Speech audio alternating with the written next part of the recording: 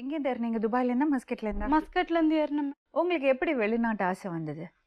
வெளிநாட்டு ஆசை எப்படி வந்ததுன்னா, எங்க வீட்டாண்ட ஒரு அம்மா போனாங்க வெளிநாட்டுக்கு. சரி வெளிநாட்டுக்கு போனா சம்பளம் நல்லா கிடைக்கும். அவங்க பேர் என்னது? அவங்க பேர் தெரியாது. பக்கத்து ஊர்ல உள்ளவங்க. ம். சரி போனாங்க. சரி அவங்க போனா நல்லா சம்பளம் கிடைக்கும். ம். எல்லாம் ஒரு நப்பாசையில போனதுதான். ம். நல்லா சம்பாதிக்கலாம். ஏதோ இன்னொரு பொண்ணை கட்டி கொடுக்கலாம். ம். நம்ம பெரிய பொண்ணுக்கு எதுவும் செய்யல. அவளுக்கு ஏதாவது செஞ்சு ம். நம்ம பெரிய மருமகனை நம்ம கூட பேசுற மாதிரி வச்சுக்க. அவன் கொஞ்சம் பேசாமே இருந்தான். சரி அவனுக்கும் நம்ம ஏதாவது பண்ணி நம்ம கிட்ட பேச வைக்கலாம். ஆனா ஒரு நல்ல ஆசையில நான் போனேன். எப்படி போனீங்க? எப்படி யாரை காண்டாக்ட் பண்ணீங்க? அந்த நசீர் பாய் என்றவரு எங்க வீட்டாண்ட வந்துகிட்டு போய்கிட்டு இருந்தாரு. எதுக்கு வந்துகிட்டு போயிட்டு இருந்தாரு? அந்த அம்மா வெளிநாட்டுக்கு அனுப்புறேன்ட்டு வந்துகிட்டு போய்கிட்டு இருந்தாரு. ம். அப்ப வெளிநாட்டுக்கு அனுப்புறோம் ம். நாங்கன்னு சொன்னாங்க. சரி வெளிநாட்டுக்கு போறதா இருந்தா எவ்வளவு சம்பளம் கிடைக்கும்பா என்ன ஏதுன்னு நாங்க விசாரிச்சோம். ம். நாங்க தான் விசாரிச்சோம். ம். விசாரிச்சு இந்த மாதிரி துபாயில வேலைம்மா, ம். கால் எடுத்து வச்சோன்னு 15,000 சம்பளம், ம். வந்து ஹவுஸ் ஓனரும் உங்களை கூட்டு போயிடுவாங்க ம். அனு சொல்லி எங்களை அனுப்பிச்சாங்க. சரி, ஒரே சொன்னாங்க. அப்புறம் உங்கள்ட்ட பாஸ்போர்ட் இருந்ததா? பாஸ்போர்ட் இல்ல. ஏவிஎம் ஸ்டுடியோ இருக்குல்ல, ம். அங்க போய் பாஸ்போர்ட்டுக்கு அப்ளை பண்ணி ம். பாஸ்போர்ட் எடுத்தோம் புதுசா. அதுக்கு என்னெல்லாம் ஐடென்டிட்டி கொடுத்தீங்க? Vote ID, ration card, birth certificate கேட்டாங்க. ம். அது இல்லாதெல்லாம் அது ஏதோ பொய் சர்டிஃபிகேட் கொடுத்து யாரு போய் சர்டிஃபிகேட் ரெடி பண்ணாங்க? இவங்க தான் ரெடி பண்ணாங்க. யாரு? அவர் பாய். பாய்க்கு எவ்வளவு காசு கொடுத்தீங்க? பாய்க்கு வந்து 5,000 ரூபாய் கொடுத்தோம். ஐயா, அந்த பொய் சர்டிஃபிகேட்டுக்கு. பொய் சர்டிஃபிகேட் யாரு வாங்கி கொடுத்தாங்க? எங்க இருந்து வாங்கினாங்க? அது எங்க வாங்கினாங்க தெரியல. அதுல என்ன இருந்தது? அதுல அதான் ஏஜி, அது இவ்வளோ இந்த ஊர்ல பிறந்தோம். அது எப்படி பொய் சர்டிஃபிகேட்னு உங்களுக்கு தெரியும்? அது சொன்னாங்க அவங்க தான். உனக்கு அவர் தான் பண்ணி கொடுத்தாரா? அவர் தான் பண்ணி, உனக்கு எதுவுமே இல்லம்மா, ம். அதனால எது கேட்டாலும் இது சரி சரின்னு சொல்லுங்க. ம். அங்க வந்து போனப்போ திரும்பி வந்துருச்சு. திருப்பி ம்.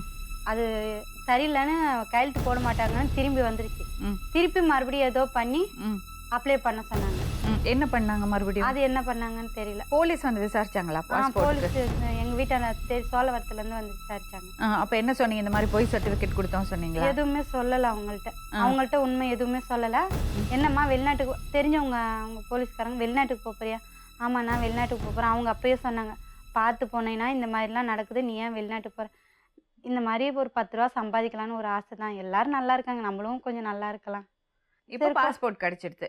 எவ்வளவு நாள்ல கிடைச்சது பாஸ்போர்ட்? 15 நாள்ல கிடைச்சிருச்சு. 15 நாள்ல கிடைச்சிருச்சு. 15 நாள். சரி, அதுக்கப்புறம் 15 நாள்ல பாஸ்போர்ட் கிடைச்சு போறதுக்கு 15 நாளைக்கு மேல ஆச்சு. சரி, ஒரு மாசம். சரி. டிக்கெட் எல்லாம் யார் போட்டாங்க? அவங்க தான் போட்டாங்க. சரி, டிக்கெட் போட்டாங்க. ஆனா ஒரு மாசம் விசால தான் போனேன். பிரி விசான்னு சொன்னாங்க, அதுல தான் போனேன். அப்படி வேலை உங்களுக்கு பிடிக்கலன்னா 3 மாசத்துல செஞ்சுட்டு நீங்க ரிட்டர்ன் வந்துடலாம், டிக்கெட் நீங்க போட்டுக்கிட்டு வந்துடலாம் அனு சொன்னாங்க. சரி 3 மாசம் அப்படி கூட 3 மாசம் செஞ்சுட்டு ரிட்டர்ன் வந்துடலாம்ல அண்ணு நம்பி நாங்க போனோம். அங்க கால் எடுத்து இப்படி வச்சோடனே உனக்கு சம்பளம் 15,000 வந்து ஹவுஸ் ஓனரே கூட்டு போயிடுவாரு. ஹவுஸ் ஓனருக்கு உங்களை எப்படி தெரியும்? இவரு நான் வாட்ஸ்அப்ல போட்டோ அனுப்பியிருக்கேன். அவன் அழகா தப்பிச்சு வருவான். உன் வேலை என்னவோ அத மட்டும் பாரு. புதக்குழியா இருக்கிற பாதைக்கு போக வேண்டாம்னு சொல்றேன், நீங்க கேட்க மாட்டேங்கிறீங்களே. எல்லாத்துக்கும் கடைசியா ஒரே ஒரு வார்த்தை சொல்றேன் அத்தை, தெய்வம் கொடுக்கறத யாராலையும் தடுக்க முடியாது. தெய்வம் கொடுக்க மறுக்கிறத யாராலையும் கொடுக்கவும் முடியாது. தங்கதுரைக்கான தண்டனை ஆண்டவனோட கைவசம் தயாரா இருக்கு. முடிஞ்சா நீங்க காப்பாத்திக்கோங்க. பிரியாணி பாத்திரத்தில் நெய், கடலை எண்ணெய், பட்டை, மராட்டி மொட்டு, கல்பாசி, ஏலக்காய், பிரியாணி இலை, வெங்காயம், பூண்டு, முந்திரி, பிரியாணி மசாலா, தக்காளி, கல் உப்பு, மஞ்சள் தூள், கொத்தமல்லி, புதினா சேர்த்து நன்கு வதக்கவும்.